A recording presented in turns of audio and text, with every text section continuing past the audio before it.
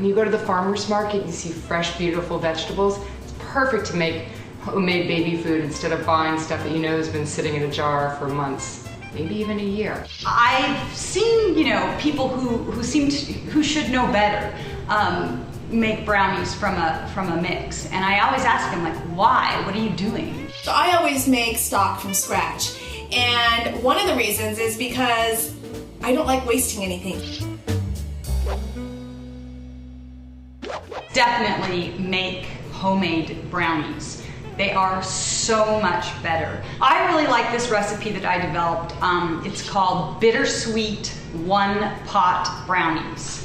And that's one pot brownies, meaning that you make it in one pot, not pot brownies. They take no time to put together. You just melt your chocolate and your butter in a pot. Then you let it cool just slightly before you add sugar, eggs, flour, and a little bit of salt. And you put it in a pan, and that's that. Why would you bother buying a pre-made brownie mix when your recipe sounds so easy and rich and delicious? I should know better. I should know better. I'm one of those people that buys brownie mix in a box. And I know you are so gonna get mad at me, but I do have a couple of boxes in my pantry. Try this recipe. You'll never go back to a mix again. I promise. You just won't do it.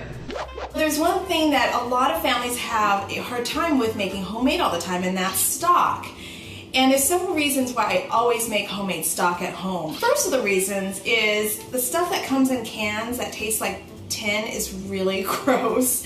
And the bouillon powder is actually even worse. This is generally what I do. I'll take the bones, the meats, whatever proteins that I have, and throw that into the stock. Now, if you're vegetarian, feel free to just use all vegetables. Throw everything into the pot, strain the entire thing, and then what I'm left with is so much more flavorful than what you can get in a can, in a cube, or in a box. I totally admire you making your own stock, but I know for me personally, it just would be completely unrealistic for me to make my own stock. Jeannie, I think it's kind of funny how there are things that we won't compromise on, like I won't compromise on stocks, yet for some reason I'll compromise on brownies. Saturday mornings when I wake up, exhausted from not sleeping the night before because my kids were up, my son wants pancakes or waffles, I am all about Aunt Jemima.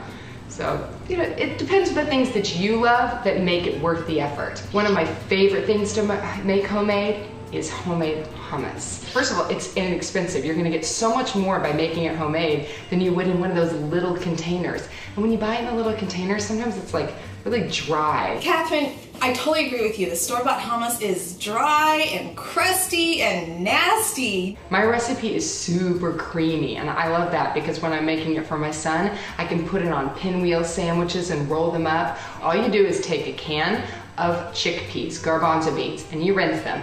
You're gonna put them into a food processor with a little bit of tahini, lemon juice, sea salt, olive oil, garlic. I put 1 clove of garlic in mine because I don't want it too strong because it's for my son. And all you do is whiz it up in the food processor. That's it. Tahini can be hard to find, and so if you can't find tahini, you can make hummus without the tahini.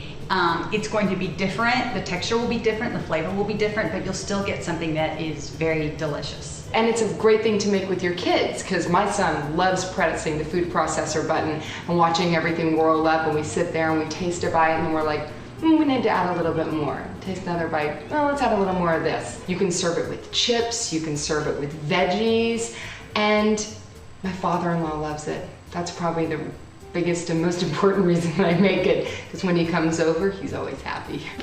I'll show you how to make these recipes and more at goodbite.com.